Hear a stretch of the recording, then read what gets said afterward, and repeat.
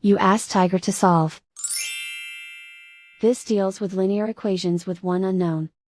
The final result is k equals -28. Let's solve it step by step. Swap sides. Group all constants on the right side of the equation.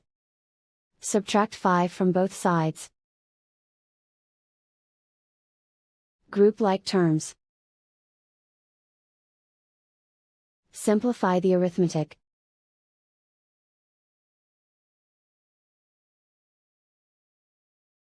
Convert the k into a positive number. Multiply both sides by -1.